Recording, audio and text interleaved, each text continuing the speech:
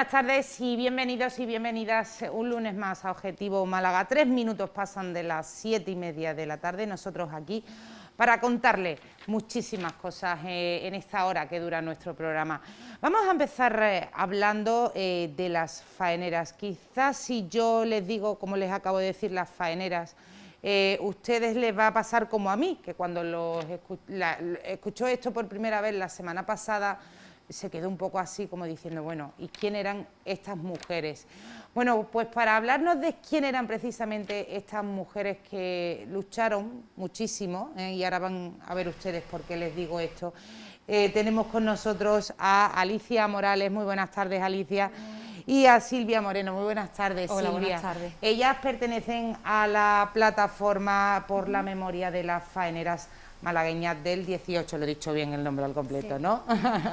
Bueno, voy a poner un poco en antecedentes a nuestros espectadores y les voy a contar un poquito de la historia de estas mujeres que a día de hoy solo una placa en el suelo del entorno de la plaza de la Marina recuerda su rebelión y las movilizaciones populares que tuvieron lugar en nuestra ciudad entre el 9 y el 21 de enero de 1918. Bueno, pues ellas están aquí porque esto le parece insuficiente para unas mujeres, hasta 12.000 faeneras, operarias de fábricas, maestras, panaderas, pescaderas, bordadoras, que se echaron a la calle en las marchas barriales del Perchel, el Bulto, la Trinidad, la Victoria y Capuchinos, contribuyendo al proceso de evolución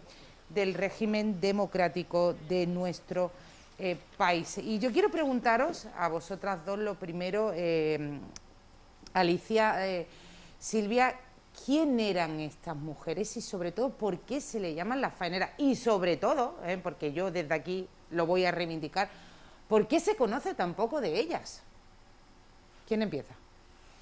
Las faeneras malagueñas fueron mujeres, pues un poco antes, obviamente, del 1918, porque ya había mujeres trabajadoras, incluso en el siglo anterior, en la textil, en muchas cosas, ¿no? En muchísimas profesiones que tenían ellas.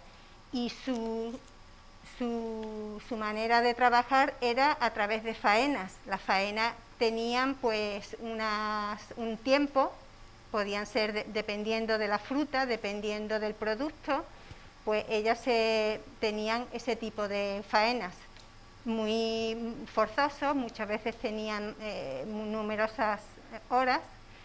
Una de las cosas que ellas también reivindicaban, rebajar el número de horas de trabajo, pero las faeneras pues eran, hoy en día tenemos compañeras que se acuerdan de su abuela y sus bisabuelas y conocen toda la historia de cómo ellas trabajaban y cómo no tenían tampoco mucho tiempo para sus hijos.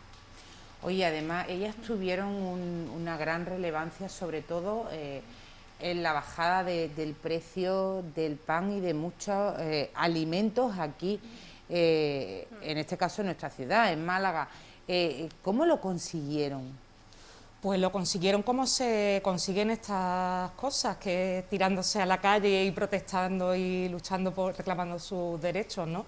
Estas faeneras, como ha dicho Alicia, que eran las mujeres que se dedicaban a trabajos concretos, por lo general en periodos de tiempo muy limitados, aunque luego, como podemos ver si queréis con más detalle, se acabaron sumando mujeres de otros muchos sectores del tejido productivo de Málaga, pues venían ya acusando un deterioro grave de sus condiciones laborales y sociales, económicas, y se generó un caldo de cultivo de intensísimo malestar al final la gota que colmó el vaso fue la subida astronómica de los precios del pan, que si no recuerdo mal, Alicia es la que recuerda bien todos los datos concretos, pero creo que llegó, hablamos de 1918, a 55 pesetas el kilo, que bueno, pues era un precio obviamente inalcanzable para la familia obrera de la época.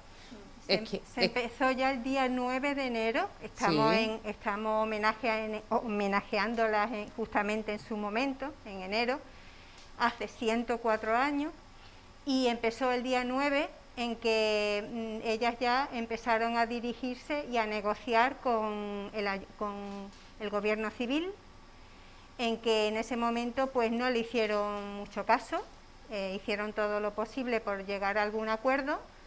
Después se dirigieron al alcalde y otra de las cosas que le estaban diciendo era que quería no solamente el abaratamiento de los productos básicos, que era importantísimo, además del pan, querían negociar, querían saber esos intermediarios, esas personas que le ponían precio a las cosas, querían hablar con ellas, ¿no?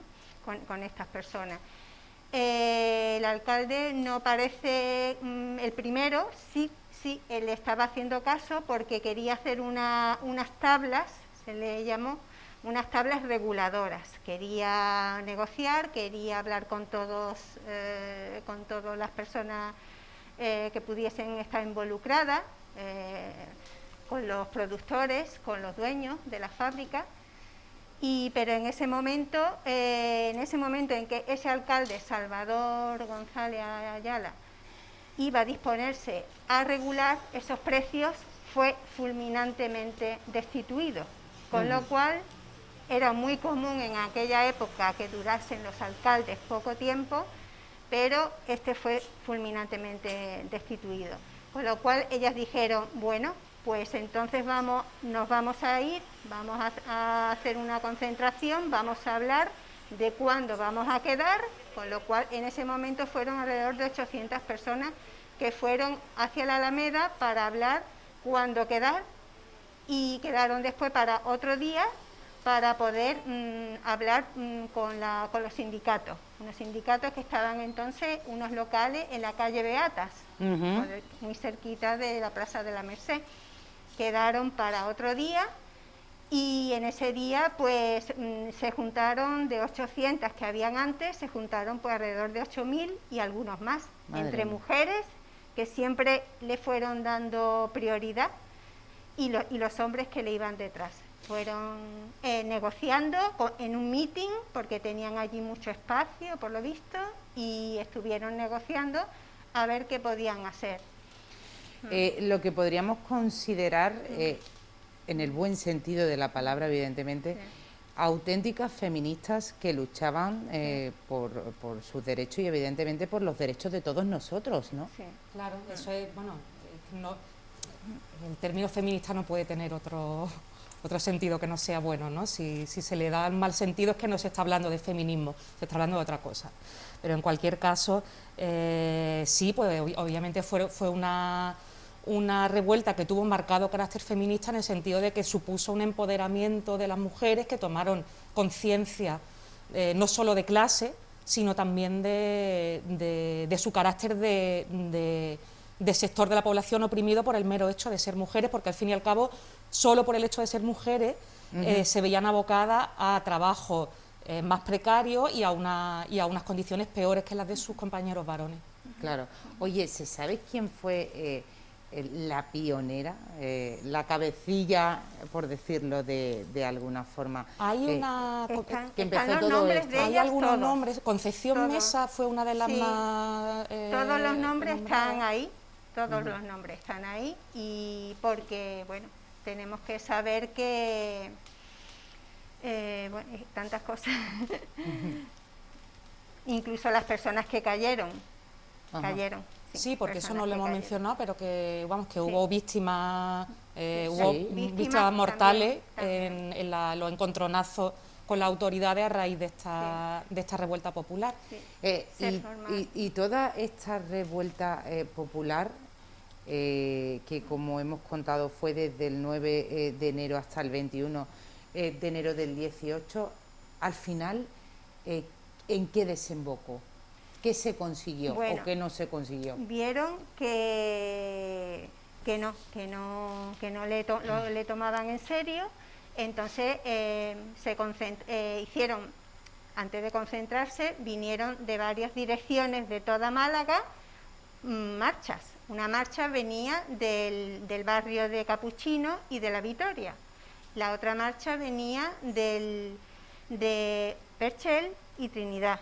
Y la otra marcha venía de Welling, de los Altos Hornos, esa es muy de hombres, y también del Bulto, porque por aquí, ahí en esa zona, pues había un gran comercio entre barcos y de mercancía y de productos. Así que se encontraron en un puente y después se fueron hacia la Alameda.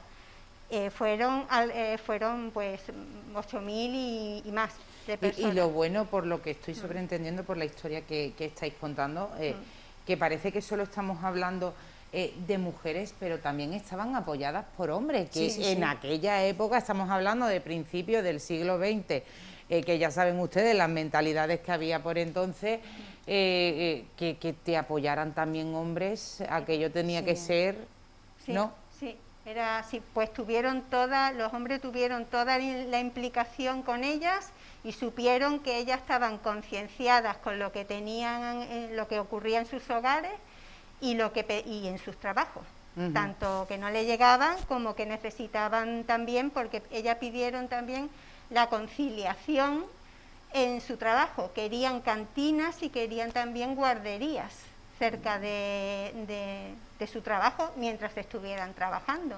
¿Estamos hablando de una rebelión a nivel solo de Málaga o también se llevó a otros puntos de España, de Andalucía? Sí. Se contagió, digamos, ¿no? Sí, Aquí sí, en el buen sentido de la palabra, se contagió a muchos otros puntos de España. Y según la historiadora, que nos ha hecho varias jornadas de charlas conferencias sobre la faenera, la catedrática María Dolores Ramos, pues sí, nos ha explicado que fue prácticamente el detonante en Málaga. Si miramos las fechas, las precursoras, de alguna manera fue en Málaga, pero es que fue en muy pocos días en toda España. Las mujeres trabajadoras y hombres, Cádiz es muy famoso, Sevilla, Galicia, por todas partes. Y muy pocos días ya en Barcelona ya estaban arreglando por primera vez la jornada de 8 horas laborales, por primera vez en Europa, que ya se aprobó al año siguiente. Eso ya lo hicieron los catalanes. Ya maduraron ya la cosa allí, pero prácticamente si las mujeres y los hombres no se hubieran echado a la calle a que fuera reconocidos sus problemas, evidentemente esto no llega a ninguna jornada de 8 horas. Claro. Bueno, evidentemente ellas no solo están aquí para hablarnos de las faeneras, que también, sino también para reivindicar, porque ese es vuestro objetivo en la plataforma, y es que se reconozca a estas mujeres, que tengan un reconocimiento en algún espacio público. Es cierto que ellas tienen una placa en la Plaza de la Marina, pero la hablábamos, es una placa que pasa totalmente inadvertida, porque es que yo se lo comentaba a ella el otro día que estuvimos en un tema de informativos. Pasamos por allí, fue mi compañera Marta la que me dijo: mira, Desi, aquí está la placa de las faeneras, y estoy harta de pasar por allí, igual que seguro que muchos de ustedes, y ni siquiera sabía que esa placa estaba ahí. O sea, asemeja tristemente, muy tristemente, queremos pensar que de forma casual y no malintencionada, a una tapa de alcantarilla, que está en el suelo sin ningún tipo de relieve, ni de señal, ni de explicativo. Entonces está sometida, en el mejor de los casos, a pasar inadvertida, y en el peor, pues a que la estén pisoteando las personas que pasan por ahí, porque no saben que eso está ahí, ¿no? Entonces nos parece una forma a todas luces insuficiente de dignificar la memoria de estas mujeres que nos trajeron muchas cosas, no solamente a las mujeres, y no solamente a las mujeres de Málaga, sino al conjunto de la población de España. Claro. Bueno, hay que decir que Unidas Podemos presentó la semana pasada una moción pidiendo precisamente esto que acabamos de hablar, Con nuestra iniciativa, claro. con vuestra iniciativa. ¿Y qué ocurrió en esa comisión en la que supongo que vosotros tuvisteis la oportunidad de estar presente? Bueno, el sector de izquierda estaba totalmente encantado con con la petición nuestra de que se pusiera una calle llamada Faenera de Málaga del 1918, porque estamos especificando exactamente qué faeneras eran, pero una concejala del otro lado, De la oposición. de la oposición, pues dijo que ya había un pasaje que se llamaba faeneras. El otro lado le estaba diciendo, miren, pero es que faeneras, panadero, no está especificando realmente a qué faenera se refiere. Claro. También hay escultor tal, arquitecto tal, existe ingenieros, por ejemplo, ingeniero, también hay muchos ingenieros en Málaga. Aparejadores tal, que se le pone el nombre. Nosotros especificamos perfectamente el nombre de qué faenera nos referimos, y es una calle, no queremos exactamente un pasaje o cualquier otro espacio público que pueda ser. Entonces parece que en principio la calle no se aprobó. Si acaso se pudiese llamar de alguna otra manera, se va a andar, ¿no? Se va a andar, si acaso, rebelión de las faeneras de Málaga, en algún caso, pero en principio se ha cortado que no. Se ha cortado que no. Se va a andar con otro nombre, y lo que sí hemos conseguido es que se haga un monolito. Un monolito con los nombres de los fallecidos y quiénes fueron, porque está todo ahí, todos los nombres, y en un sitio también muy específico, por calle Canales y Pasillo del Matadero, que está ahí muy cerquita, muy pegadito al puerto.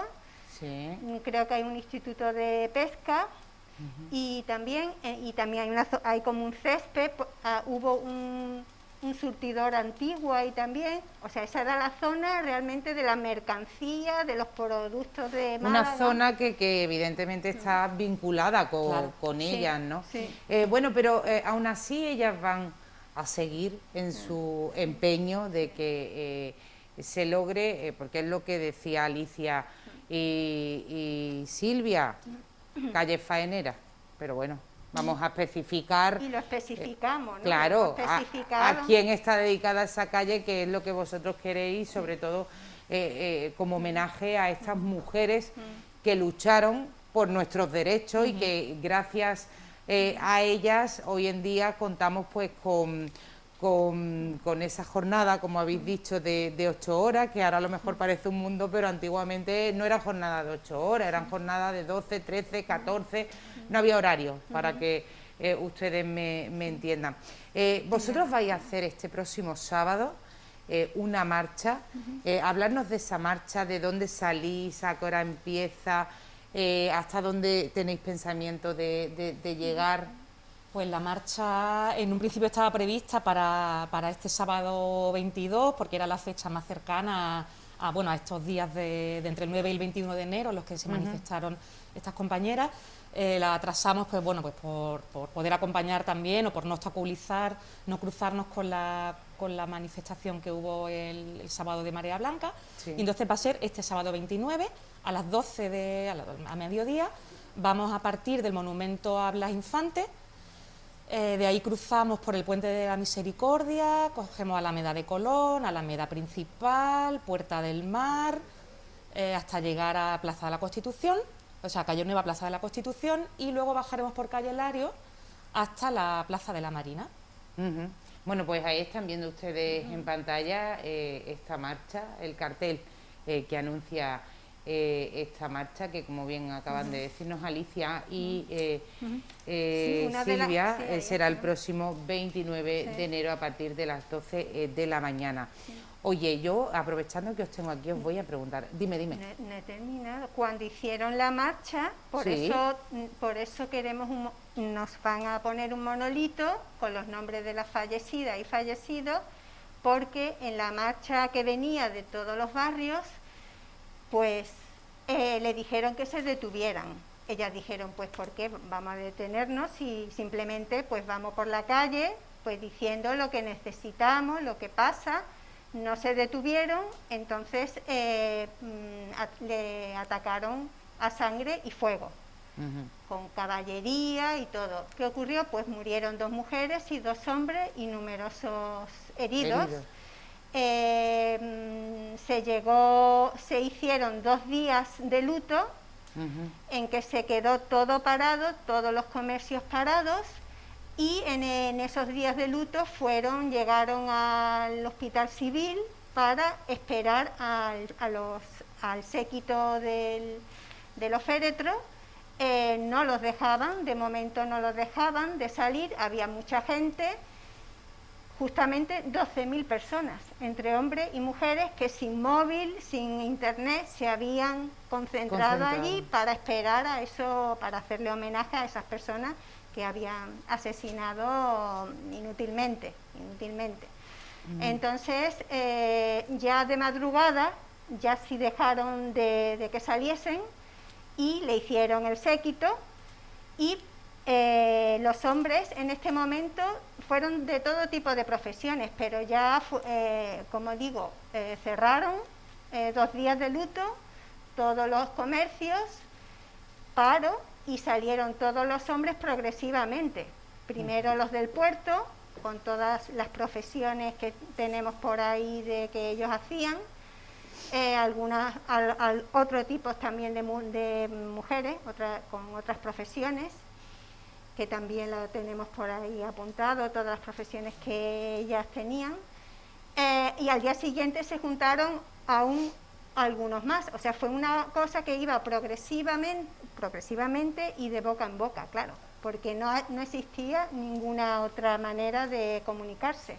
Claro. Pero todos estaban, todo tipo de hombres y mujeres estuvieron apoyando a las faeneras, sí, a esta. Y ya el día 21 prácticamente ya empezaron como a negociar cómo poder abaratar todos esos productos que ellas pedían, los básicos. Y se consiguió, evidentemente. De alguna manera algo. Fue una lucha Pero nosotros cuando hacemos la marcha, porque no es la primera vez que hacemos la marcha, llegamos a la Plaza de la Marina, nosotros reivindicamos que las cosas no han cambiado mucho. Los derechos básicos no los tenemos con nosotros todavía. Tenemos hay pobreza energética. Las personas se piensan mucho de poner una estufa, de comprar una botella de gas. Entonces era el carbón, pero ahora tenemos muchísimas complicaciones, sí. Y más en época de ahora crisis, con la pandemia, yo creo que se ha agravado todo muchísimo más. Exacto, sí, están por ahí los datos de hace un par de días que con la pandemia las personas estamos teniendo mucho más problemas, aunque sea a nivel mundial, pero es así. Y en aquella época, bueno, a los pocos meses, en el 2018, primero fue en enero, al par de meses empezó la pandemia también, allí, en toda España. Qué de casualidad. La llamada gripe española.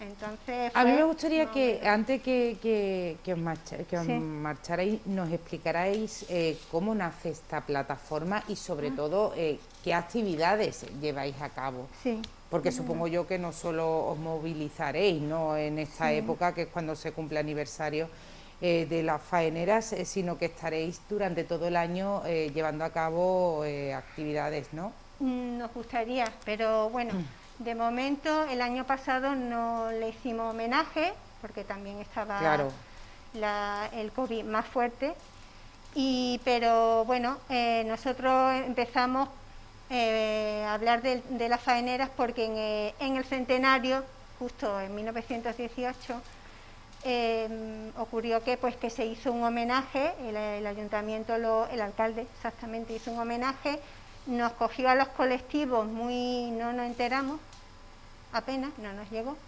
y acudimos a la Plaza de la Marina a escucharlo. Hubo un grupo muy bonito se llama Eventos con Historia, hicieron un teatrillo precioso de mi amigo Eduardo Nieto.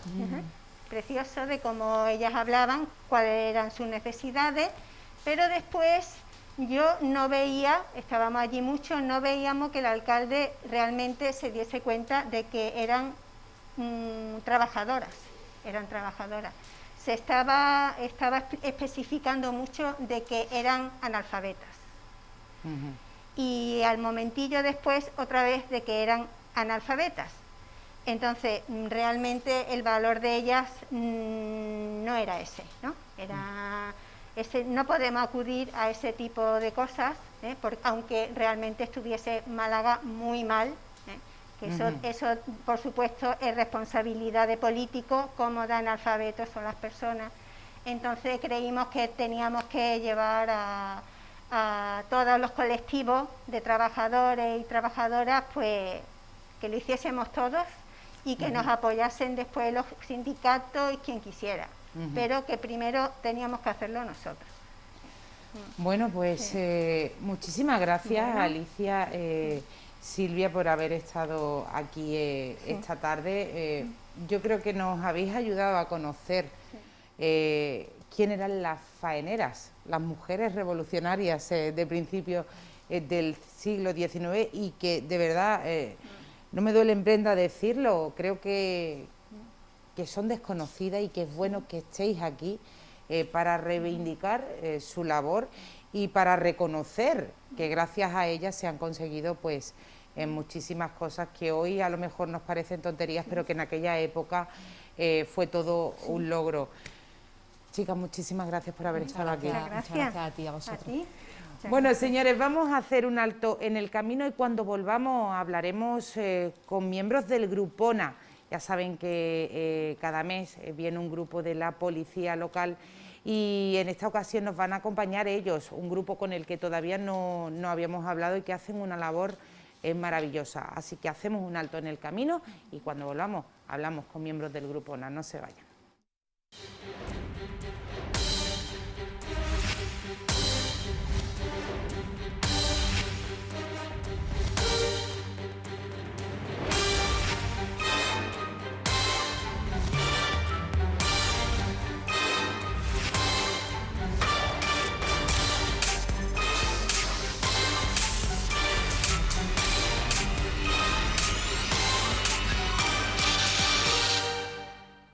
Bueno, pues estamos de vuelta cuando pasan 3 minutos de las 8 de la tarde, continuamos en directo en Objetivo Málaga y bueno, ya saben que cada mes vamos conociendo un grupo o subgrupo de nuestra querida policía local y hoy nos toca el Gruprona, lo he dicho bien, ¿no? Correcto. Es que antes había dicho Grupona y me han llegado ellos diciendo no, de este que no es Grupona, es Gruprona. Bueno, un grupo que bueno, hace una labor maravillosa. Yo tengo conmigo a Simón Prado, oficial de la Policía Local de Málaga. Muy buenas tardes, Simón. Buenas tardes, Desi.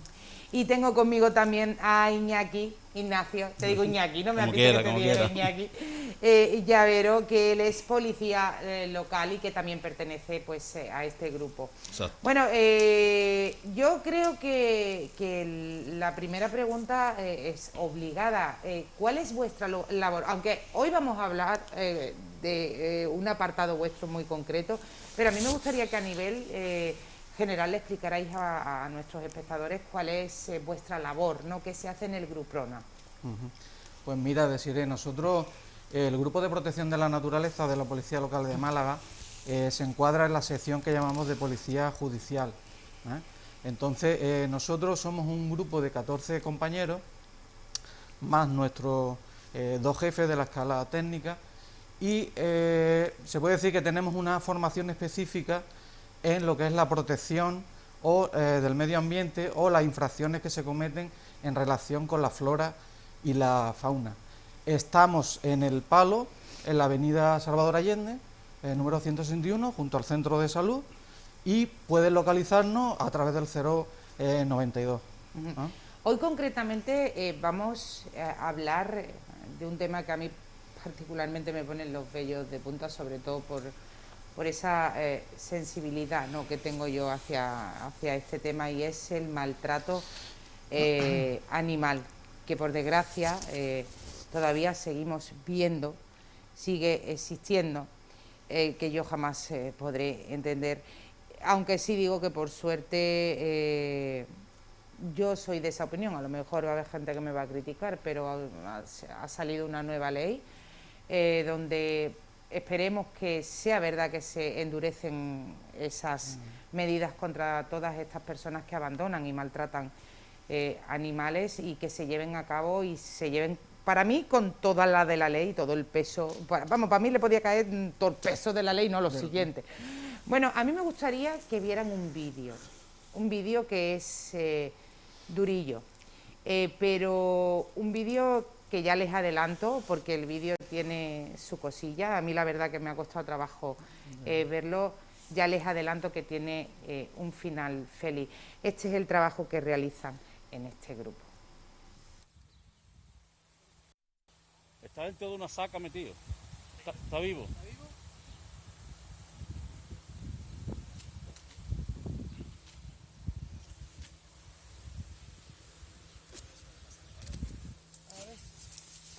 Vosotros traéis aquí para Sí, vamos. cosas para... Ya tiene el abuelillo que no. Ahora la echaré otra vez para adentro. Me lo deja. Pobrecilla, a ver que no le dé mucho...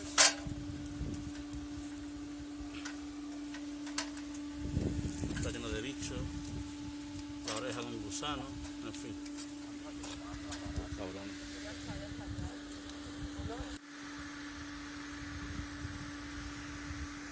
¿Sale algo, no?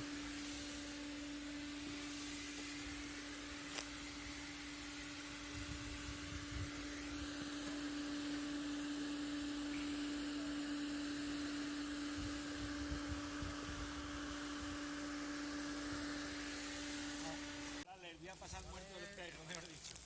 Dame el tuyo, Iñaki.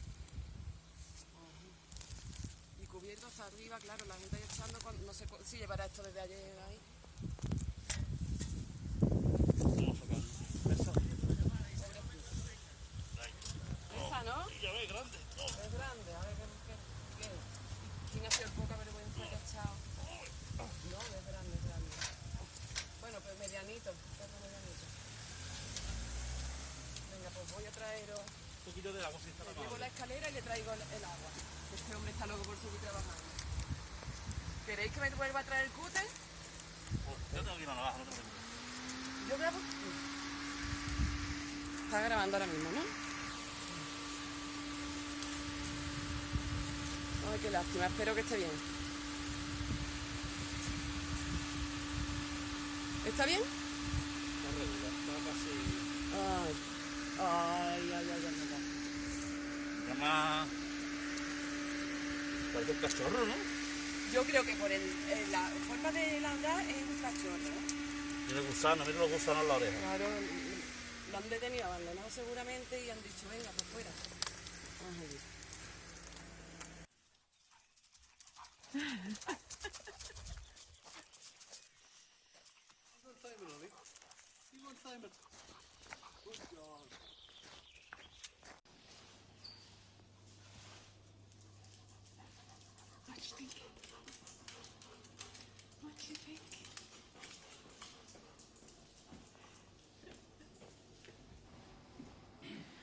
Bueno, por suerte este perrito ha tenido un final feliz. Ese vídeo que veían ustedes, ese perro corriendo alegremente, era el primero que han visto, que lo rescatasteis vosotros en unas condiciones lamentables, y que yo verdaderamente es que yo no tengo palabras para definir esto, de verdad os lo digo.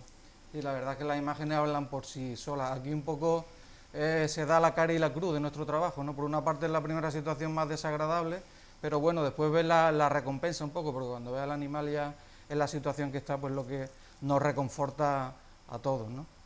En este caso concreto, ¿quién dio el aviso? ¿Cómo os enterasteis?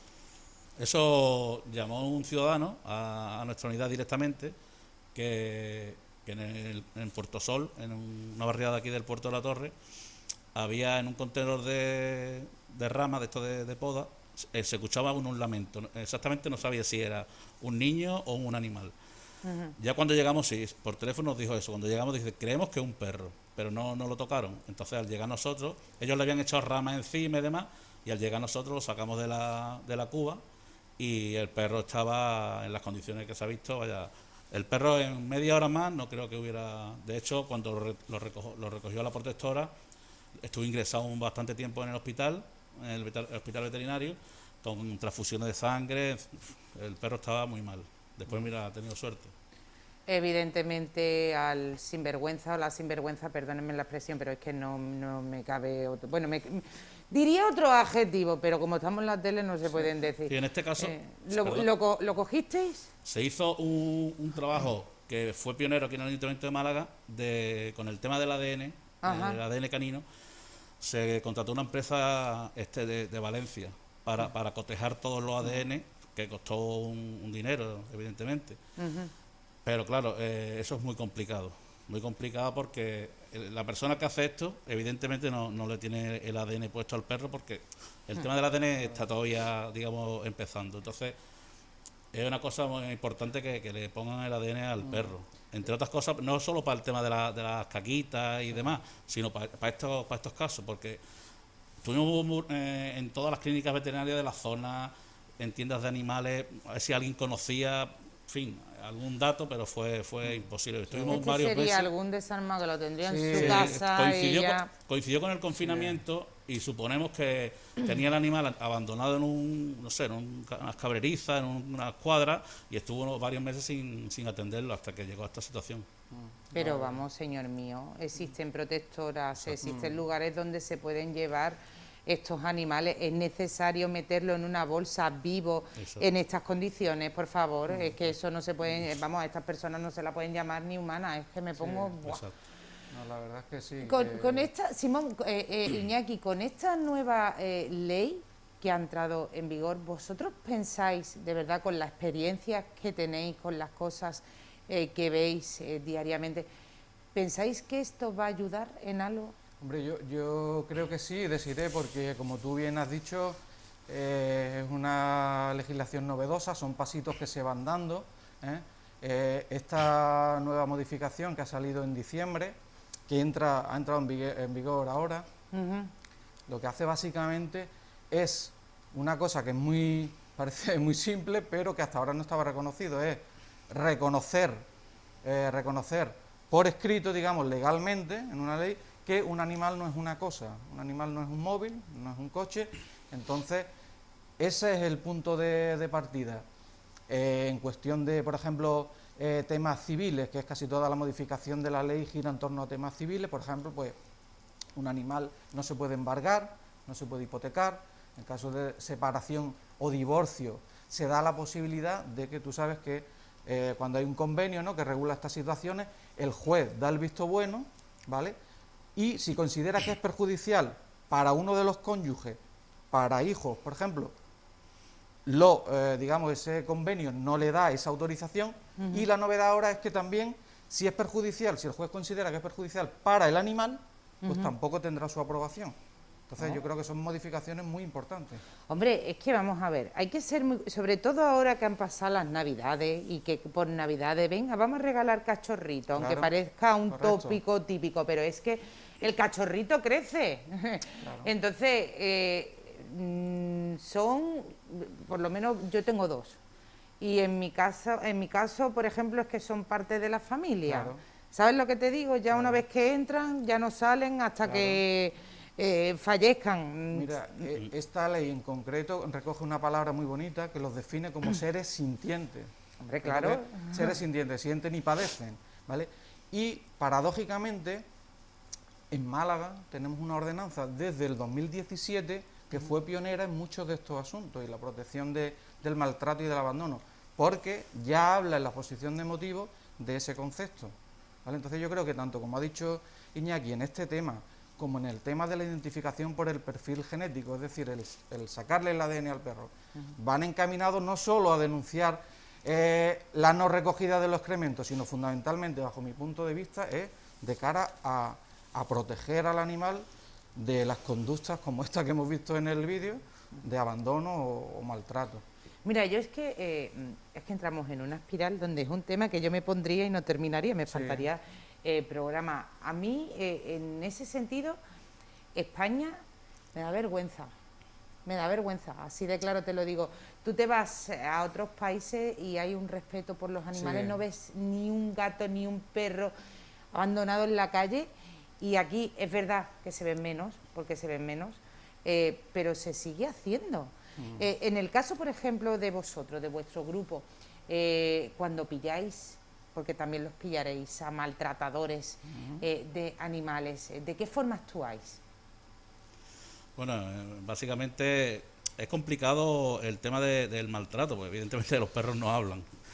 Hay una serie de conductas que tienen los animales que hay que entenderlas, los daños físicos que tengan, pero claro, todos los maltratadores lo que intentan es convencerte de que él no maltrata al animal.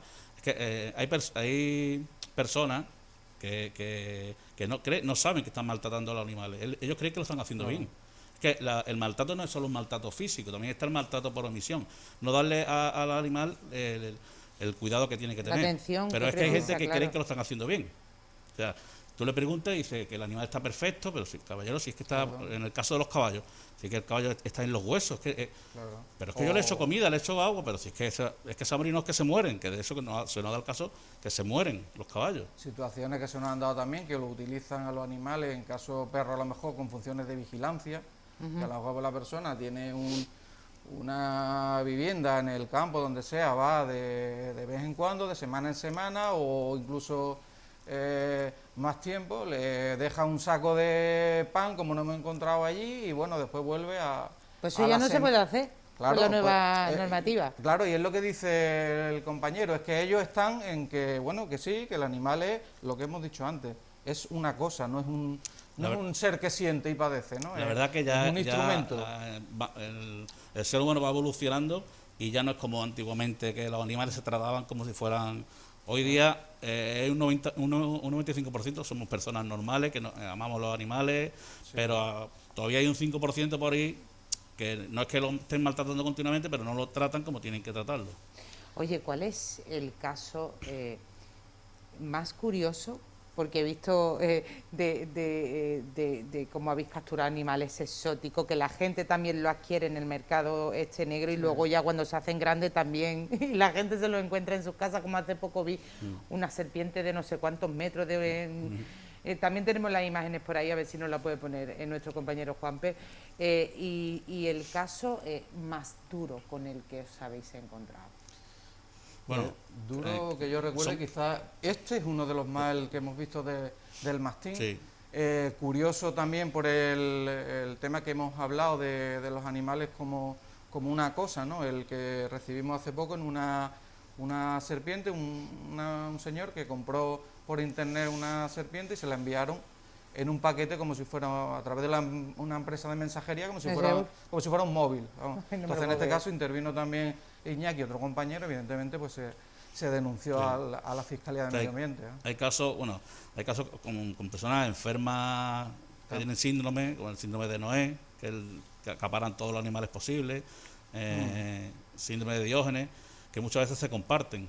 Y a nosotros se nos dio un caso de una casa de unos 35 o 36 metros que había, nos llevamos con la colaboración del centro zoosanitario 120 gatos en 36 metros, pero no solo, o sea, aquello no era diáfano, es que también tenía síndrome de Diógenes, estaba la casa hasta arriba de basura y 120 gatos y una pareja viviendo. O sea, imagina cómo estaba aquello. No, después ya estaba en caso de una persona joven que vivía en un domicilio con varios perros. Los vecinos decían que había un fuerte olor. Nos dejó entrar al domicilio y él decía que no notaba nada. Y cuando miré el sofá había un perro muerto que llevaba 3 meses y él no se había dado cuenta. Estos casos son casos que ya son más excepcionales, porque ya sabes que nosotros no somos psiquiatras ni psicólogos, pero tú sabes por sentido común que la persona tiene algún tipo de trastorno, problema, como dice Iñaki, o de Diógenes, síndrome de Diógenes o similar, ¿no? Entonces, ese es el caso. Pues hemos llegado, en este caso que tú comentas, fueron 100 y pico 120 gatos en un domicilio. Y después aquí en Málaga parece que no, que estamos en una capital, gran capital, pero aquí es que se nos da el caso de todos los animales que te puede ocurrir, hombre, excepto jirafas y cosas así, rinocerontes. Es lo que nos falta, Iñaki, pero ya. desde tigres, monos, iguanas, no sé, lo que te puedo decir. Están muy de moda los animales exóticos y te Pero encuentras de mi todo. pregunta es, ¿cómo se adquiere ese tipo de animales? ¿Cómo consiguen meterlo en sus casas, hacerlos llegar aquí? Por ejemplo, el caso de un mono que se me ha venido ahora a la cabeza, el mono fue en la barriada de San Andrés y el mono estaba en el ojo patio saltando por los cables y no había quien pillara al mono. Le pregunté al dueño, que decía que sabía quién era el dueño, pero sabía cómo se lo había traído. No pudimos demostrar de quién era el mono me contó que el mono se lo habían traído de Gibraltar. De los que había en Gibraltar en suelto, el peñón. en un bafle, en un altavoz del coche. Madre del O sea, amor hermoso. que hay casos aquí de tigre en domicilio, un varano. ¿Un varano qué es? Un varano es un lagarto de metro, así de largo, pero ese estaba suelto y así de gordo. Ese estaba en el Limoná, suelto. Unos compañeros lo cogieron. La gente, o sea que en Málaga somos un poquillo exagerados. Y la gente decía, pasábamos por allí y dice, ¿has visto un lagarto así grande? Claro, cuando te dice así, tú piensas que es así, porque aquí el lagarto que es el lagarto celado, Sí. que son así, son más o menos.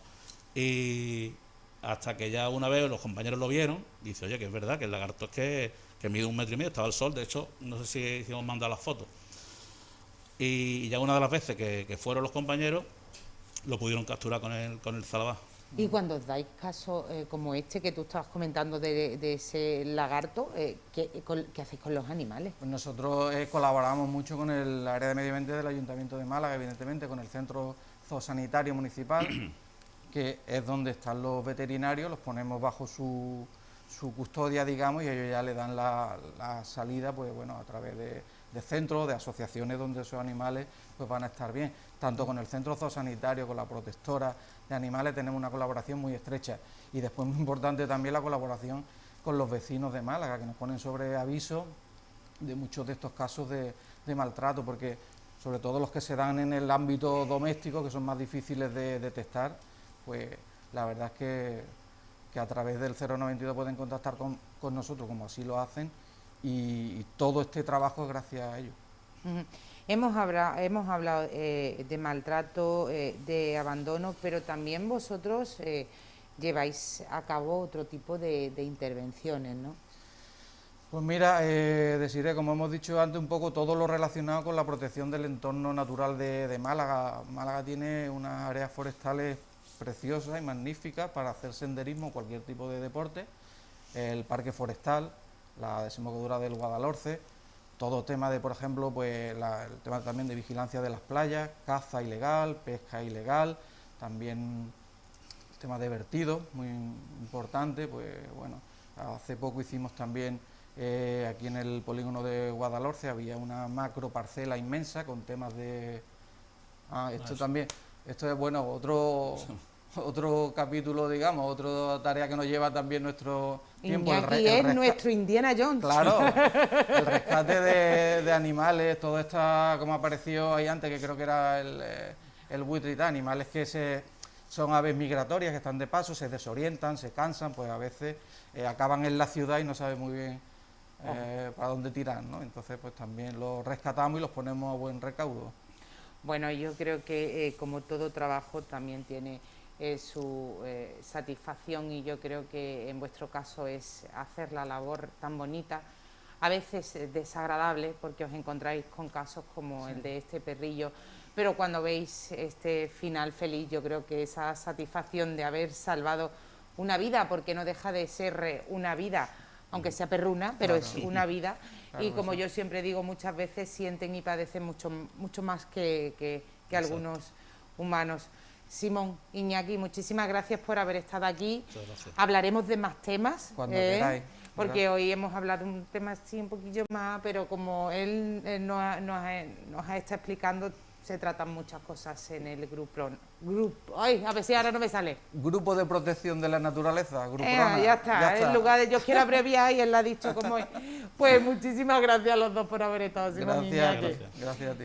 Bueno, señores, nos marchamos. Les dejo con mi compañero David Morales nuestro informativo de PTV. Yo les veo el próximo viernes en Distrito 29. Lo de siempre, sean buenos y sobre todo muy felices. Un beso, hasta el viernes.